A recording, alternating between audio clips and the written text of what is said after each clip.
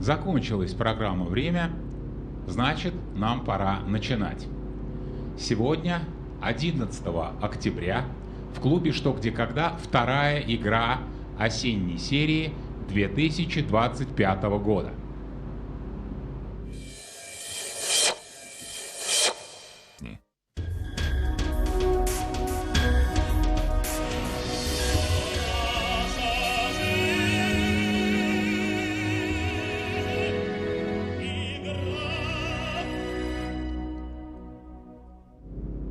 Против телезрителей сегодня играют обладатели «Хрустальной совы» Елена Александрова, Владимир Антохин, Михаил Мун, двукратный обладатель «Хрустальной совы» Михаил Скипский.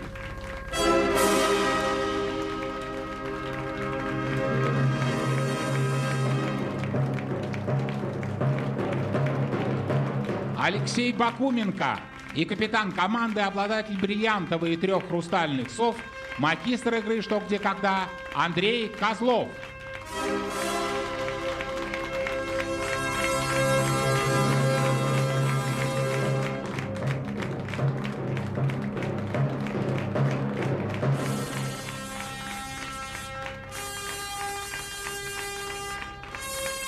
Против команды Андрея Козлова сегодня играют Иван и Татьяна Поповы Лыткарина, Светлана Жук Минск, Михаил Драгон Ростовка, Алексей Александров Лобня, сектор Блиц, Анатолий Олещенко Краснодар, Евгения Калугина Волжский, Евгений Романов Кагул, сектор Суперблиц, Анна Бакшеева Челябинск, Ольга Миронюк Москва, Ярослав Ермаков Магнитогорск, 13-й сектор. Осенние игры «Что, где, когда». Телезрители против знатоков. Игра до 6 очков. Счет 0-0. Первый раунд. Добрый вечер, уважаемые телезрители. Добрый вечер, уважаемые знатоки. Господин Козлов, добрый вечер. Добрый вечер, господин. Как настроение ваше? Вы знаете, совершенно искренне скажу, замечательное настроение. Вы это все хорошо знаете, а вот телезрителям мне надо напомнить. Команда Андрея Козлова в прошлом году получила приз за самую яркую минуту обсуждения, приз «Золотая минута». И поэтому один раз в сезоне может получить дополнительную минуту на размышление. Андрей, в 2 первых играх вам удалось эту дополнительную минуту сэкономить. Предусмотрительно. Мы о ней, честно скажу, не думаем абсолютно. И надеемся, что... Но я вынужден это сказать, чтобы телезрители потом не удивлялись, какую дополнительную минуту вы берете. Да, конечно, мы понимаем. Так, сверху надо показать. Лыткарина. Работаем. Против вас играют Иван и Татьяна Поповы. Город Лыткарина, Московская область. Господин Козлов, на прошлой игре детский вопрос прошел на ура. Еще, да, прямо да. Но для вас тоже есть у нас. Вопрос снят самими телезрителями. Внимание на экран. Здравствуйте, уважаемые знатоки! Наша семья собралась на прогулку в зоопарк. А чтобы наша прогулка была еще интереснее нашим детям, мы придумали сами для себя интересный квест. Мы будем искать в зоопарке животных, которых вы сейчас увидите. Уважаемые знатоки, чему посвящен наш квест? Животные перед вами, маршрутный лист. Посмотрите на него. Посмотрели? Минута. Где обедал воробей, нет в зоопарке. Слон, крокодил, Он там был крокодила. обезьяны, медведь. Лев есть? Зарисовал льва он был. Цапля, свинья, Льва нету, значит не воробей. А, там есть, кажется. кенгуру, носорог. Вот свиньи нет. Чему может быть посвящен? Годы нет, года носорога. Годы не могут быть. Носорога? Года носорога нет. 12, да, их? Антилопы. Разные материки, разные места. Крокодил, элефант, крокодайл, Носорог. рэббит.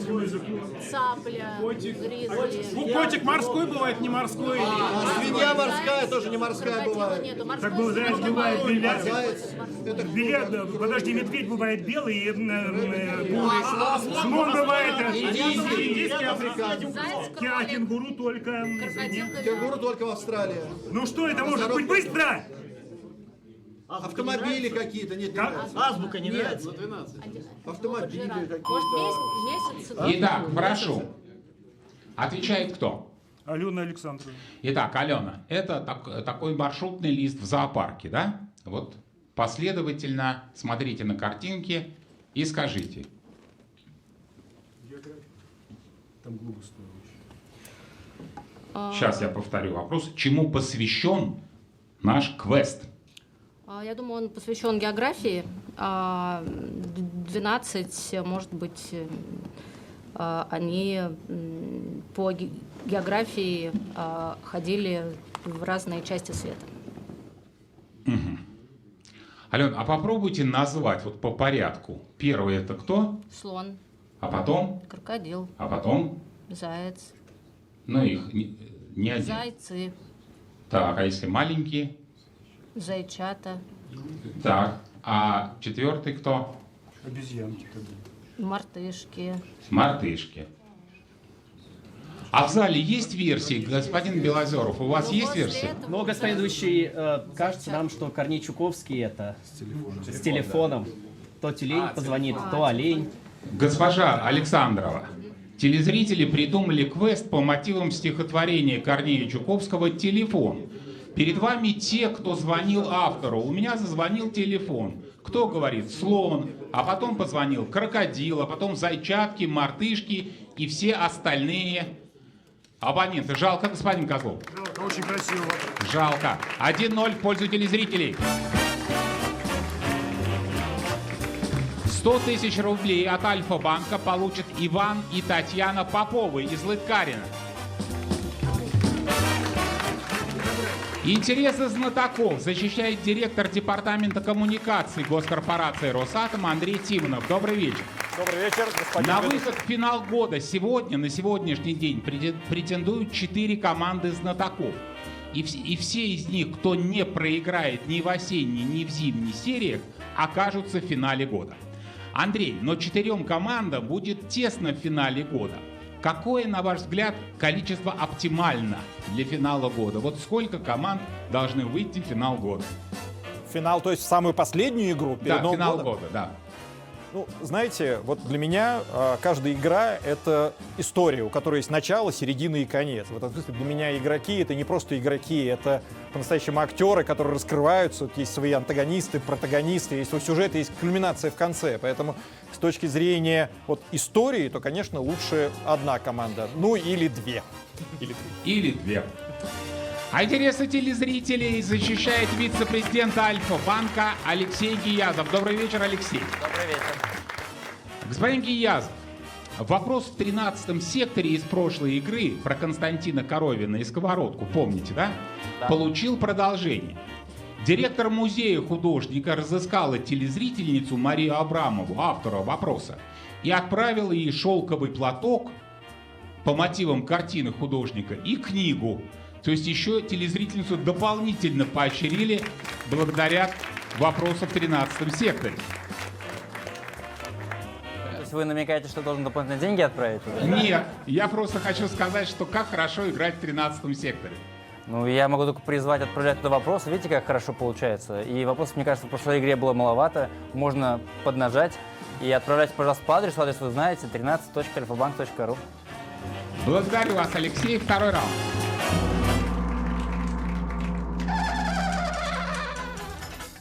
Господин Бакуменко, пару лет назад мы с вами уже говорили о том, что вы самый честный и искренний человек, если не в клубе, то в команде. Скажите, ничего не изменилось? Ну, это лестное, слишком лестное утверждение, господин ведущий. Ну, будем надеяться, что так. Алексей, тогда скажите честно, вот вы мечтаете играть в финале года еще с 3 командами и сыграть 2-3 раунда, или хотите, чтобы в финале играла только ваша команда? Я хочу играть с этими 5 замечательными людьми. Зачем кто-то еще? Ну и с вами, господин ведущий. Ну, я тоже зайду к вам. В случае чего? Ну, давайте, Алексей, если вы будете пропускать такие голы, как предыдущий, Согласен. давайте посмотрим, я не понимаю, 13-й сектор. Интернет против знатоков. В 13-й сектор сегодня поступило 120 408 вопросов, и сейчас компьютер выберет один из них. Против вас играет Андрей Матвеев из Москвы, системный аналитик. Внимание, вопрос. Что Сервантес сравнил с рассматриванием фламандских ковров с изнанки, хоть видишь фигуры, они все же затуманены покрывающими их нитями? Перевод Перевод нормально. Так, слушайте, он Карта находит- мира, там вот эти полосы. Чтение книг в переводе, наверное. Он находится, может, подзорная труба, там, не знаю, то, что ты видишь, подзорную трубу, или лоции морские. Вот представьте, как Еще раз, раз, да? карта вот с сеткой этой не нравится? Я думаю, что Меркатор? их еще не было тогда сетки Меркатора. А может, нормально. вуаль там какая-то? Может быть, и была, конечно, на этих Вот смотрите, испанков мы вуали видим не могло ковер. быть. А, женщина На вуаль. вуалях Женщина не с могло вуалью. быть, там Что? мантили. Но невежливо говорить про женщину с изнанки. Что сравнил, а никого. Старость, просто А ухудшение если тебе зрения. кто-то неинтересно. пересказывает То есть что-нибудь, реальная картина например? там, а ты здесь. Реально. Ну да. Игру на сцене? Дождь. Театр? И там еще ниточки. Нет, мне кажется, актер еще ярче живет, чем зритель. Да, согласен. Похоже на перевод, да? Изнутри еще чтение. Давайте еще Ну, что-то. это Не пересказ чего-нибудь, например. это разные вещи. Нет, Слушайте, а может урок анатомии, например, анатомический театр Может, уже были Ой, популярны? нет. Это вот, ну, Театр. Не для Испании. Итак, кто отвечает? Михаил Мун отвечает. Прошу, Михаил. Мы считаем, что речь о чтении в переводе, о переводе литературных произведений. Давайте посмотрим на экран, о чем говорил Сервантес. Внимание, правильный ответ. Перевод с одного языка на другой. Господин Мун, по-моему, это ваша версия была? Или мне показалось Михаила Скипского, да? Скипского, Антохина. Скипского, Антохина, Муна и Бакуменко. 1-1. Ну, все вместе размочили счет. Продолжаем игру. Третий раунд. Господин Скипский, а вот насколько я понял, лично вы в финал года не особо и рветесь. В интервью перед игрой вы поведали, что выиграть юбилейную серию очень хочет Андрей Козлов. И ваша задача сделать ему приятное и подавать реплики. Михаил, скажите, вы такой хороший товарищ? Ну, во-первых, я надеюсь, что да, а во-вторых, как это мы все карлики, которые стоят на плечах Да гиганта. ладно, Вот. А по-моему, вы нас хотите, Михаил, всех Не-не-не, надуть. слушайте, как у Андрея есть великая мотивация, и он ей заражает нас Охренеть. остальных. Вот.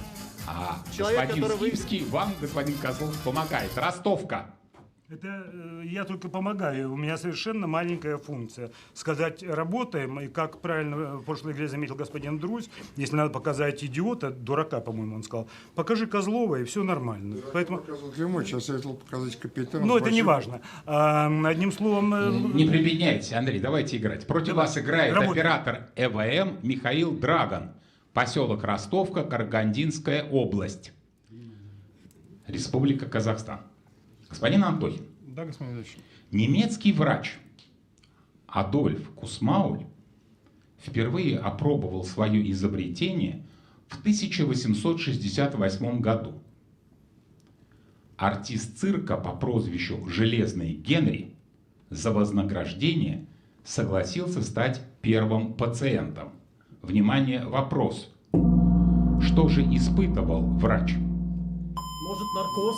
Наркоз, какой-то вид наркоза, например. Ну, железный железный- гель, наверняка он силач, Силач, скорее да. всего, силач. Не мог что-то сломать и гипс тогда. Подожди, а это Испандер не Не мог, магнит например, какой-то, еще? может, Брать всё-таки электромагнит на мог что-то... быть? И потом он согласился, то есть это опасное что-то. Как бы вообще этого не хочется. Электромагнит позже был? Гипс мне нравится. Электромагнит. Он не мог Что его магнит? сломать. 100%. Ну, не знаю, взорвать. Он не мог его сломать. Это явно какая-то медицинская процедура, которая вообще-то не нравится, она опасная. Подожди, а если бинт, например, Банки какой-нибудь, что-то горчичные. сломать, разбить, вот. 1868 Были. Ну, железный, то есть он крепкий парень. Ну, да? эти банки силач. Мог Сжигают, сделать. ставят. Гипсы мог. Банки с Древнего Гипс Рима раньше есть, был. а вот горчичник может быть. Горчичник больно. можно А раньше. при чем здесь железный тогда? Еще немецкий. Заживки. Может быть, он действительно сломал руку, артист цирка или ногу, и ему... А он мог его Но он гипсовать как раз при публике, середина потому была. что цвет, чтобы мне показать. кажется, Нет, просто Ну, а артист что цирка они? это как бы наемный человек, который И не наркоз, боится, он по-моему, привык кстати. рисковать.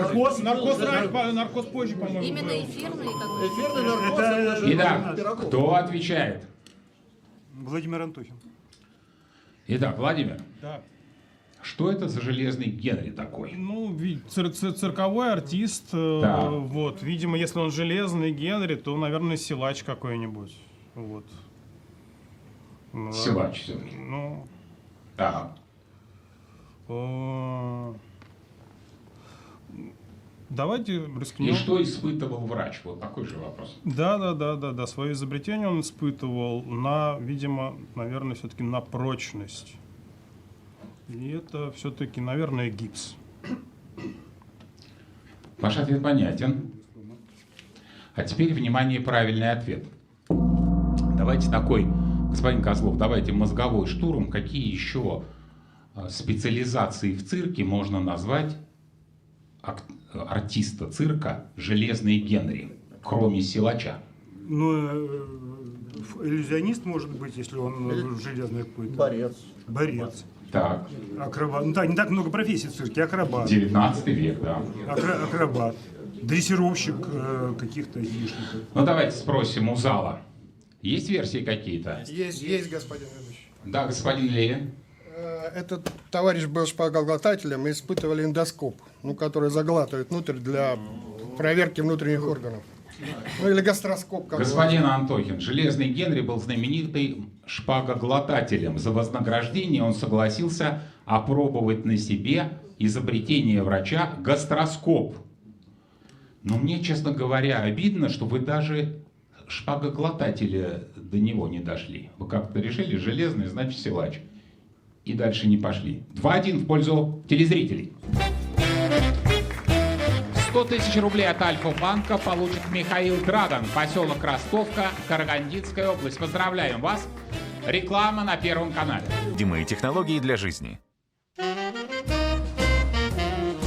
Букмекерскую компанию BetBoom в клубе «Что, где, когда» представляет заслуженный мастер спорта России Павел Погребняк. Добрый вечер. Добрый вечер, господин. Павел, вам понравилась вчерашняя игра сборной России против сборной Ирана? Мне очень понравилось, господин ведущий. Ребята показали яркий, динамичный футбол. Атмосфера на стадионе была хорошая. Плюс впервые в истории сборная России обыграла команду Иран. Но расслабляться не стоит. Впереди у нас 14 октября матч со сборной Боливии. Компания BetBoom – официальный партнер сборной России по футболу. Смотрите матчи BetBoom сборной и болейте за наших. Благодарю вас, Павел. 4-й раунд.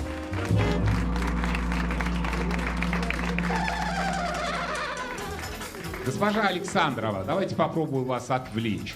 Вы знаете, удивительно, но за 50 лет программа «Что, где, когда» никогда не выходила 11 октября. Вот впервые в истории. И даже ваш дебют в клубе пришелся не на 11, а на 10 октября. Алена, скажите, в чем разница между вами сегодняшней и той, что играла 10 октября 2003 года? Ну, я думаю, я лучше выгляжу. Это безусловно. Но чему-то игра вас научила? Да. Скажите, чему? А то сейчас волчевка становится вот такая задумчивая. Ну хорошо. Магнитогорск. Против вас играет учитель Ярослав Ермаков из Магнитогорска. Пик популярности Грушинского фестиваля бардовской песни пришелся на 70-е, 80-е годы 20 века. Площадки под открытым небом собирали огромное количество зрителей, по несколько тысяч человек. В те годы, господин Антохин, многие гости фестиваля привозили с собой предмет, который во время концертов использовали не по прямому назначению. Подобный предмет сейчас находится у нас за кулисами. Внимание, вопрос. Что там и как этот предмет использовали во время концертов? Это не, ребята, это не зонтик. Зонтик как резонатор звуковой. У меня тоже была мысль сзади себя. А если магнитофон, но не проигрывать, а записывать наоборот? А если акустическая сидушка, может, и как-то хлопали? Одни могли на гитарах есть там, не Не, знаю. на гитара, на Во время концерта. концерта. Не по Там назначению. еще сплав, там много байдарчиков, может, как-то весла использовать. Если подстелить что-нибудь, чтобы сидеть, например. Там все равно дождь, Кстати, надо от дождя а может они закрыть. сидели на рюкзаках просто? Ну, это... на концерт. Ну как что? Парадокса нет. Рюкзак не предмет. Да, не, предмет мы просто специально привозили. Рюкзак ты и так с собой тащишь. Парадокса нет в этом, да. Какие еще предметы? Банки, ну вот как? Кастрюлю. Ну, они с собой так его привезут. Котел довезут. Зонтик для чего? Ну, они так с собой привезут. Все-таки специальный нужен предмет какой-то, дополнительный. Стулья, Табуретку. Вот сидеть на чем-то, или сидеть на чем-то, или укрываться от дождя. Отгонять комаров, опять же. А комаров отгонять, кстати. Сейчас. Зонтик, Веер отгонять комаров. гитара. Итак, Опять веер комаров. Михаил Мун отвечает. прошу, Михаил. Мы считаем, что за кулисами зонт. Вы сами сказали, что 1000 человек собираются, а человек играет на гитаре и поет. Это тихо. Поэтому если вот зонт раскрыть и поставить, ну, как-то вот сзади себя или так чуть вот под углом, чтобы он служил звуковым резонатором, сборщиком звуковых волн и посылал их на тебя, то ты будешь лучше слышать. Тебя будет лучше. Господин Мун, ваш ответ понятен. А теперь, внимание, правильный ответ. Скажите, пожалуйста, а с вашей точки зрения, с какой... Значит, я правильно понимаю, что раз помощь не предлагали, господин Поташов, господин Сиднев, значит, нет у вас версии, да? Мне, например, нравится версия Михаила. Вот это. Что, господин Левин? Нет, я ничего. Ничего. Скажите, пожалуйста, а с какой целью приезжали на Грушинский фестиваль? Ну, большинство приезжало слушать, но многие выступать тоже хотели. Нет, вот те, кто слушает, вот господин Антохин вначале предложил версию. Может быть, они туда приезжали. Зачем, Владимир? Записать что-нибудь. Что-то записать. А как можно записать, когда выступают на сцене? Без электричества.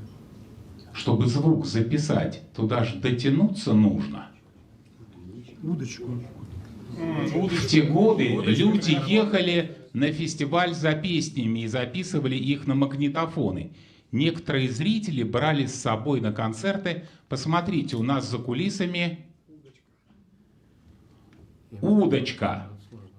К удочке привязывали микрофоны, получался, посмотрите на экран. Смотрите. Микрофон, удочка.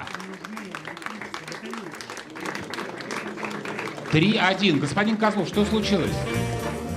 Нет, мы говорили, что нет электричества там, но вообще в то время магнитофоны были на батарейках, поэтому, конечно, могли записывать. Вот здесь была ошибка. 100 000 рублей от Альфа-банка получит учитель Ярослав Ермаков из Магнитогорска. Пятый раунд.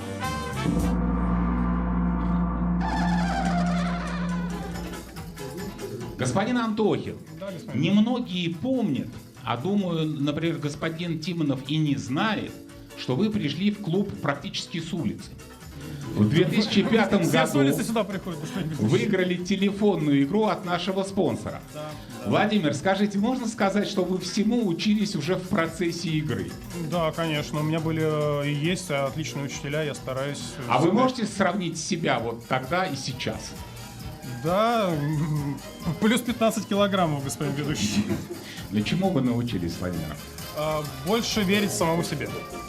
Ну, вы так сошли с улицы, а уже 47 игр. 47-ю игру проводите. Да. Минск.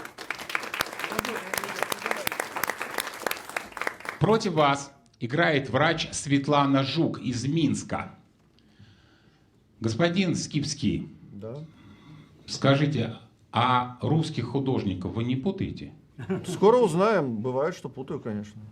Это я пошутил. Я К вопросу понимаю. это не имеет отношения. Несколько русских художников, среди которых были Константин Коровин, Сергей Малютин и Михаил Врубель, в 1900 году приняли участие в необычном проекте. Уникальная коллекция из 2 десятков предметов имела шумный успех и была удостоена золотой медали на Всемирной выставке в Париже. Посмотрите на экран. Это фрагменты работ Михаила Врубеля вам для примера. Если кто-то понимает, о чем я, масштаб разный этих фрагментов. Внимание, вопрос. Что расписывали русские художники? Пасхальные яйца? Или матрешку. Занавесы театров? Нет? Шумный успех. Ну, король театральный художник, это да. Занавесы театров, нет? Так, это рыбка Похоже. какая-то, ёрш там, это ласточка. Ласточка. Или декорации. Ласточка, рыбка, принцесса, да, какая-то? 1900 шумный успех и золотая медаль в Париже. Золотая рыбка, это понятно. Русский павильон для выставки в Париже они могли расписать. Нет, они же... Шумный, да? Эйфелеву башню не могли расписывать. Яйца Яйца, Фаберже. пасхальные яйца, не Фаберже. Ну, понимаешь, сказали, что разные все-таки. Ну, понятно, что там золотая рыбка. Игральные карты, марки, Какие сюжеты нарисованы? Золотая рыбка, сказки. Это сказки какие-то. Ласточка, да. алфавит какой-нибудь. Это не расписывают. Календарь. Или все-таки расписывали? Там помесячный. Они все-таки рисовали тогда. Занавесы, действительно. Помощь. Ну, это ясное дело. Господин Козлов, Последняя была серия? Вот. помощь кричат на последней сирене, а не на 50-й секунде, да. Кто там крикнул? Кто крикнул помощь? Опять команда синего. Ну, ладно. Ну, это я даже сам не понял, какая серия. С ними уже можно не разбираться. Оставайтесь. Ну, тогда Но, помощь. Помощь можно предлагать по окончанию минуты. Итак, господин Козлов, прежде чем брать помощь, вы не хотите взять дополнительную минуту? Мне кажется, вы бы взяли этот Я вам вопрос. скажу так. Я лучше возьму помощь, а Помощь. если нам не подойдет что-то, то мы Итак. возьмем дополнительную минуту. У меня прям, знаете, прям подмывает спросить вас, что же вы не смотрите на картины? Что там общего? Вы такие теории выдвигаете. Прошу, 20 секунд, уважаемые знатоки и гости. Ребята, это балалайки! Разного размера. Балалайки это хорошо. Дерево, смотрите, посерединке дерево. Дерево, полоски, балалайки, да. Я этого просто не увидел. Дырка. У птицы дырка, да. Балалайки. Пластинок еще рано. Да, балалайки. Хорошо рассмотрели. Это молодцы. Пластинки не причем. Прошу, кто отвечает? Ну, видите, а минута, в общем-то, не понадобилась. Ну, когда помощь клуба, я отвечу, конечно. Не увидели, что в каждой из этих картин есть дырка. Это Черный кружок. черный кружок. Ну, очевидно, этот черный кружок является отверстием, вот, который в русском народном инструменте под названием Резонаторное отверстие, да. так называется. И вот там где-то струны, это они расписывали балалайки. Шумный успех, потому что балалайки шумные. Ну, Андрей, у меня к вам только один вопрос. Да. На ваш взгляд, почему ваша команда самостоятельно с этим не справилась, с первым вопросом? Потому что вот такие вот знатоки собрались. Убивать надо таких знатоков, да?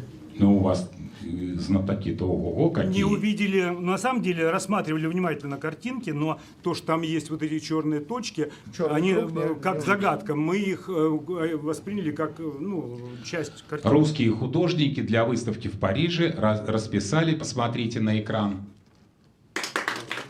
Балалайки. 3-2.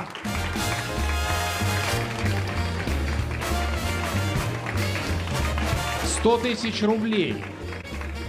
получит Светлана Жук из Минска от Альфа-банка как компенсацию, потому что знатоки ответили на вопрос только с помощью клуба. Уважаемые телезрители, по окончанию этой игры Андрей Тимонов определит лучшего знатока и вручит ему «Хрустальный атом» — традиционный приз госкорпорации «Росатом». Андрей, вы в 4-й раз защищаете команду Андрея Козлова и уже вручали приз Алексею Бакуменко, Михаилу Муну и Андрею Козлову. Скажите, а вот среди остальных есть кто-то, кто в вашей голове часто является кандидатом, но приз так и не получает? Сейчас так оригинально скажу, Алена Александрова. Ну, потому что, да, я тут недавно подсчитал гендерный баланс в распределении хрустальных атомов и к своему ужасу понял, что из последних 12 только 3 получали девушки. Вот вы знаете, у нас Росатом изначально... Алена, это намек. Это намек. Вам надо включаться. Спасибо, Андрей. Спасибо. 6-й раунд.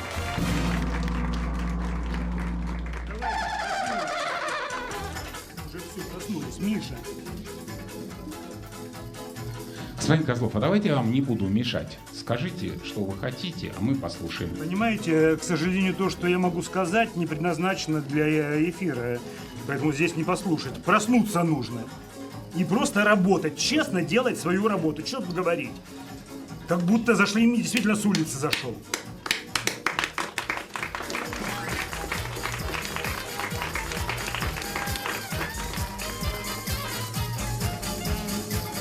Само собой. Суперблиц. Да. Ну, кстати, лучше сейчас, на мой взгляд, чем потом. Да. 3 вопроса по 20 секунд размышлений на каждый. Играет один знаток. Чтобы одержать победу в этом раунде, нужно ответить на 3 вопроса подряд. Кто сегодня будет играть в Суперблиц, Андрей? Владимир Антохин. Владимир Антохин. Уважаемые телезрители, компания Bad Boom учредила приз для знатока, который выиграет Суперблиц последним в этом сезоне. Пока главный претендент на этот приз Никита Старун, но сегодня Владимир Антохин может его опередить. Никита, не волнуйтесь. Только поддерживаю команду. Владимир, внимание, вопрос первый. Наталья Махнакова из Москвы просит вас разгадать ингушскую загадку.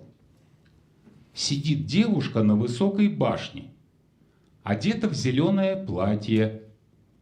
Гладкие волосы поверх него лежат. Что это?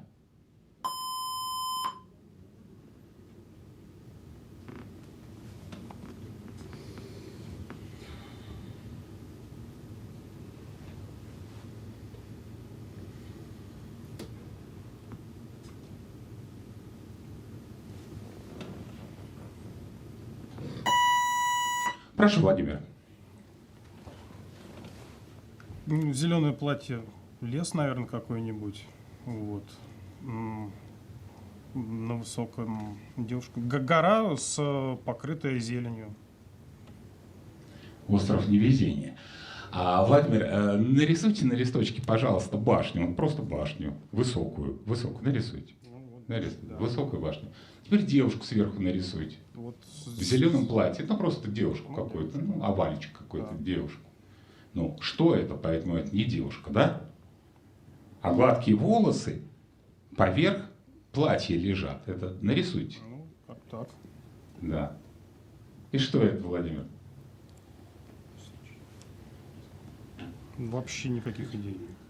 Есть в зале идеи? Господин Старун? Нету. Кукуруза, вот хорошая версия. Да. Это кукуруза, Владимир. Господин Антохин, это кукуруза. Кукуруза. Знаете, это девица в темнице, а коса на улице. В принципе, по аналогии, такая же загадка. Очень хорошая загадка. 4-2.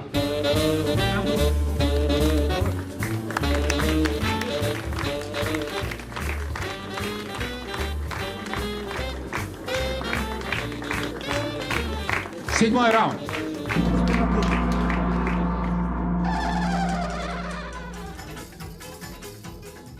Господин Козлов, вот на прошлой игре мы с Борисом Левиным говорили о том, что непонятен закон, какой будет та или иная игра. Лично я давно уже просчитать даже не пытаюсь. Андрей, а вы за столько лет вывели какой для себя закон игры?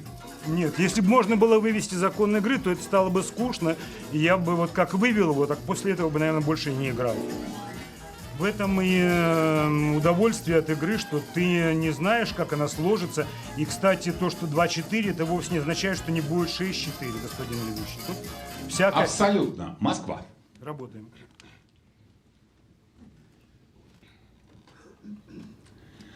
А против вас играет менеджер Ольга Миронюк из Москвы. Господин Козлов, ну вы самый мыслящий сейчас человек в команде, поэтому давайте с вами. Давайте. Скажите, вы знаете, что такое дзисей? Нет, не знаю. Я вам сейчас расскажу.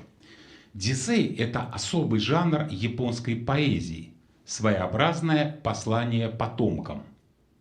Понятно, да? Да. Послушайте дзисей знаменитого поэта Кобаяси Иса. Из одной лохани донесли до другой. Я ничего не понял. что так емко, внимание, вопрос, что так емко описал Кобаяси Иса? Колыбели гроб, может быть. Ну, свою колыбели жизнь. гроб. Свою Из жизнь, да. да. Из колыбели в гроб. Что так емко? А послание потомкам в чем? Ну, что типа... Жизнь коротка. Что коротко все. Рыбалка. Хорошо. А если передача знаний, например, я ничего не понял. Заодно там Из моря в кастрюлю. Рыбалка. Ну ты поймал рыбу, вот из А моря. я это рыба тогда? Прочитайте Ну, мне тут еще нет раз. послания. из одной Из одной- лохани донесли другой, я ничего не понял. Что так емко описал Исо?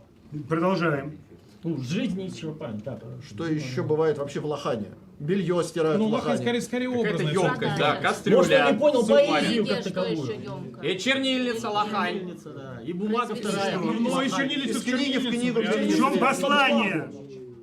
Я спрашиваю, в чем послание? Что жизнь коротка? Тут есть мудрость, да. Прожить хорошо. Ну и прожить нужно так, чтобы не было мучительно больно. Алексей... Прошу. Алексей Бакуменко будет отвечать. Прошу, Алексей. Господин ведущий, а давайте еще раз послушаем эти замечательные стихи. От одной лохани донесли до другой. Я ничего не понял. Ну, нам кажется, что... Что так емко описал Кобаяси Иса? Он так описал жизнь человека. Из колыбели в гроб, и ничего не успеваешь понять. Жизнь коротка.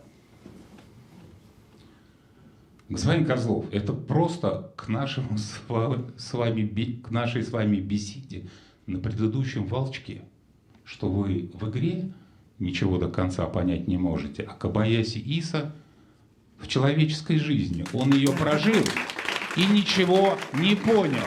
Так Кобаяси Иса описал человеческую жизнь. От рождения до смерти, Алексей, ну, маленькая помарка, лохани это, конечно, там, где омовение совершают. Не колыбели, гроб, а лохани это где вода. Но жизнь. 4-3.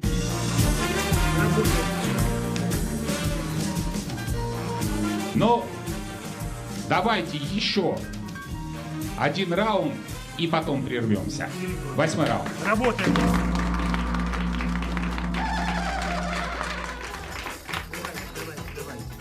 Господин Мон, Михаил, идеологически правила этого сезона призваны выявить лучшую команду юбилейного сезона. Михаил, скажите, а насколько, на ваш взгляд, в принципе, эта задача решаема? Выявить лучшую команду. Знаете, у нас все-таки, хоть оно и творчество, я очень люблю больше считать, что это творчеством, но все-таки оно немножко и спорт. А в спорте всегда есть лучший, при этом лучший не всегда самый сильный, а лучший это всегда, когда здесь и сейчас. Вот сейчас за столом очень сильная команда, а играем как новички. Надо прекратить это делать. Лобня. Хорошо, мудро сказал. Против вас играет математик Алексей Александров, город Лобня, Московская область. Внимание, черный ящик.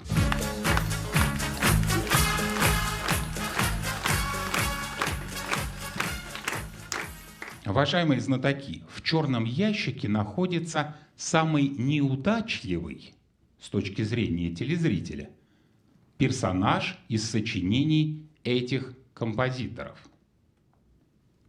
Внимание, вопрос. Разгадайте загадку телезрителя. Что в черном ящике и что это за композиторы такие? Это король и шахматы, которые композиции И король. Всегда он получает мат. Черный, Черный, потому что белые всегда ставят мат. Белый выигрывает. В композициях всегда. Как правило, да. Черный А король. теперь мне объясните. Есть такой термин шахматная композиция. Те, кто составляют задачи. Задачи там, всегда белые поставить начинают мат там за Что 3 вы хода. намереваетесь? Черный король, потому что он всегда гибнет. Композиторы, те, кто Те, кто стоят. составляет, да. Авторы задач называются композиторы. Владимир Антохин отвечает. Не уточняйте. Прошу. Ну, композиторы не только музыку сочиняют, но и шахматные задачи. И там задачи есть там поставить мат в 3 хода. И вот самый неудачный персонаж — это король шахматный. Давайте откроем черный ящик. Ну-ка, смотрим внимательно. Что это там? Черный король — самый неудачливый персонаж шахматных композиций с точки зрения нашего телезрителя. 4-4. Реклама на Первом канале. Видимые технологии для жизни. Итак, у нас пока ничья, 4-4, играем до 6 очков.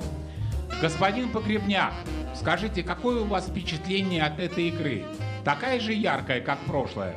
Господин ведущий, вы посмотрите на эти эмоции, на этот азарт. А господина Козлова я бы вообще сделал капитаном сборной России по футболу.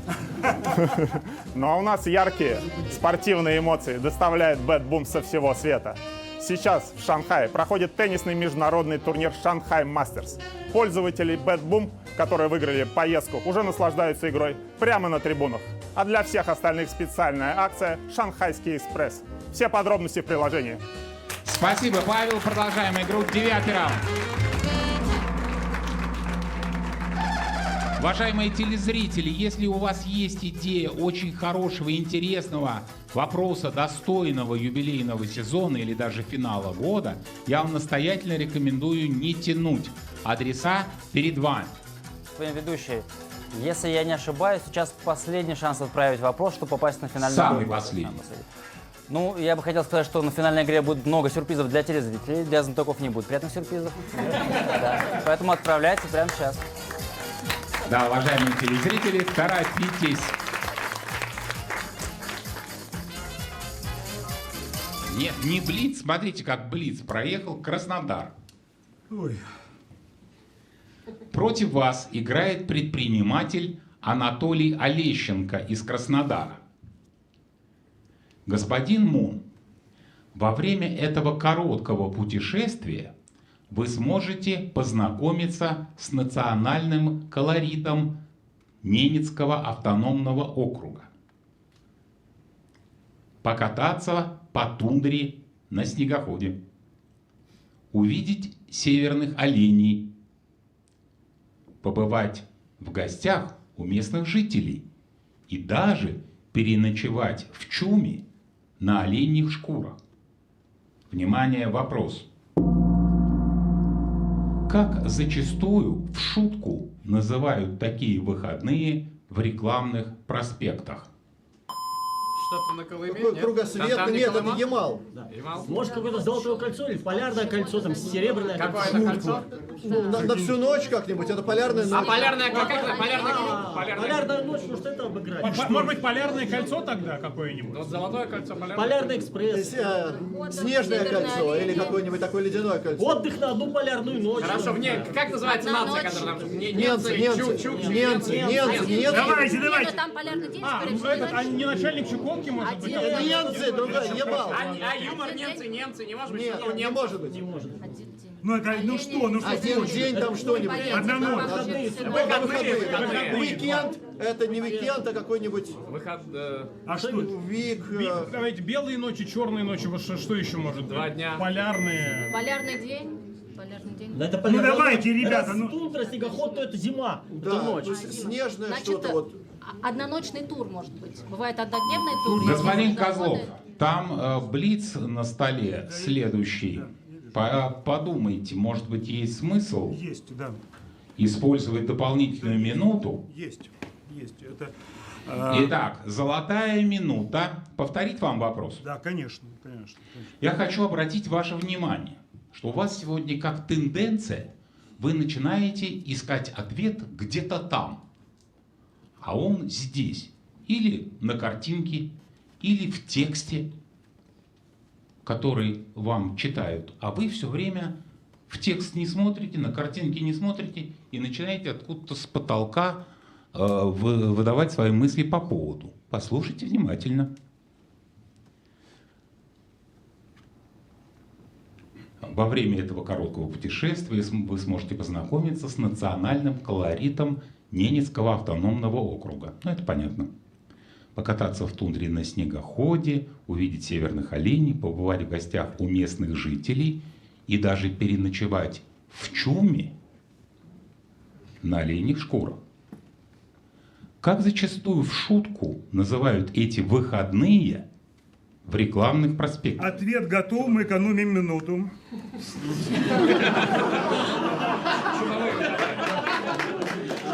Господин Козлов, это некрасиво. Но это некрасиво. Вы можете ее не экономить, но ответ готов, тем не менее.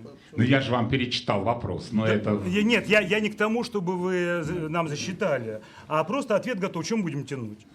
Прошу. Чумовые выходные.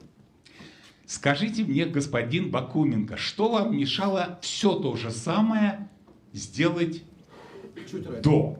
Ну, мы пытались найти варианты. Какие-то рекламные проспекты в Ненецком округе, какой-то уикенд вообще. Что там, господин Скипский, какой уикенд в тех краях? Ну, какой уикенд, Михаил? Там чумовые выходные. 5-4.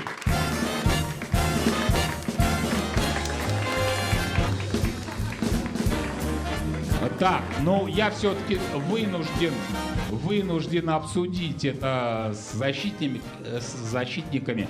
Господин Тигнов, с вашей точки зрения, вот можно, вы поняли, да, они попросили дополнительную минуту свою, но ответили досрочно. Но я и повторял вопрос. Это они все-таки потратили эту золотую минуту или нет? Ну, давайте за команду вступлюсь. Я считаю, что не потратили. Могли бы просто попросить повторить вопрос, и, собственно, озарение и пришло. Я бы просто повторить так с выражением бы не читал. Вы всегда с выражением читаете. Господин Киясов, но у вас противоположная точка зрения, или вы считаете, что пусть минута остается у них? Знаете, у меня другая точка зрения, как говорится, с потолка. Когда знатоки отвечают с помощью клуба, то телезритель получает деньги, вот 100 тысяч рублей. Здесь знатоки отметили с помощью, так сказать, ведущего, поэтому пусть телезритель получит 100 тысяч рублей, как будто он тоже в какой-то степени победил. Это Анатолий Олещенко из Краснодара. 10-й раунд. А минута осталась. Работать надо, все, отшутились. Шутить надо во время минуты, а не после. Давайте, ребят, ну что мы... Господин Друз, ну вы меня поддержите. Все-таки использовали, ребят, минуту-то или нет? Господин ведущий, мне кажется, даже обсуждения нет, потому что они отдали минуту не за то, чтобы минуту обсуждать, а чтобы получить право еще раз ответить на этот вопрос. Это не про минуту было, а про право на ответ. Поэтому... То есть минута, конечно, использована, потому что использовано это право. А то, что она называлась минутой, это их дело использовать минуту, не использовать. Они использовали свое право. Давайте посмотрим на стол. Какой ты злой. Давайте посмотрим на стол. Работаем, ребят. Кабул. Нет, извините, по стрелке Челябинск. Работаем, ребят. Давай. По стрелке Челябинск. И против вас играет психолог Анна Бакшеева из Челябинска.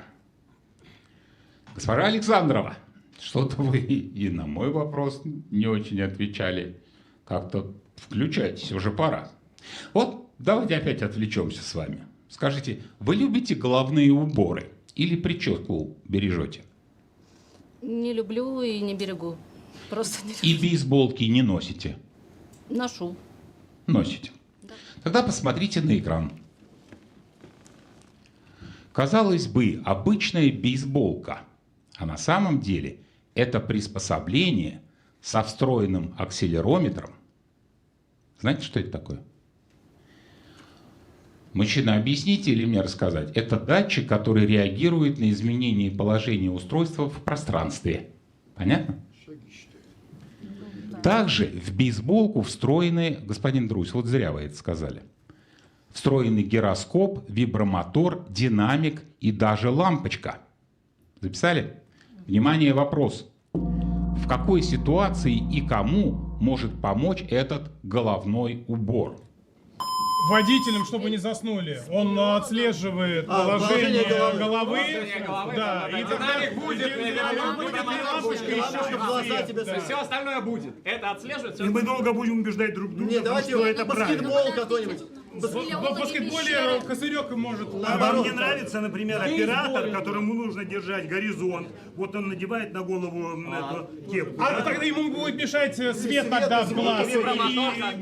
Если пассажир... Скейтбордист падает, или кто-нибудь, чтобы ты падаешь. Это сигнализация. А если это велосипедист? Ну вот, это сигнализация. Сам себе электричество. Ну а что велосипедист сам держит? А может при авариях что-то, Ну не вот, знаю. да, еще раз, как ты говоришь. Ребята, космонавт в невесомости, ему не нужна бейсболка. Нет Бейсболка не бейсбола у зачем? космонавтов. Улетит.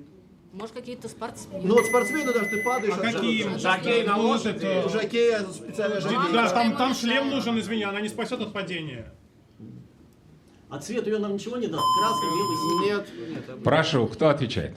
Ну, вообще, конечно, много кому может пригодиться такая бейсболка, но кажется, что у Владимира Антохина наиболее такой правильный способ ее использования этими людьми.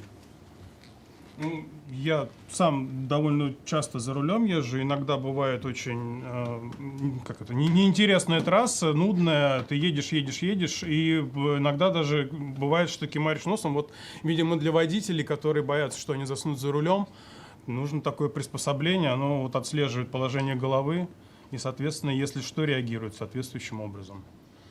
А теперь, внимание, правильный ответ. Эта бейсболка, господин Антохин, включит лампочку, будет издавать громкие звуки и вибрировать, как только человек, посмотрите на экран, начнет клевать носом. Бейсболка поможет водителю не заснуть за рулем. Господин Козлов, я не могу сказать, что вы сегодня показали, что вы лучшая команда, но еще один шанс у вас будет. 6-4 в пользу знатоков. Команда Андрея Козлова одерживает победу над телезрителями и получает право сыграть в зимней серии юбилейного сезона.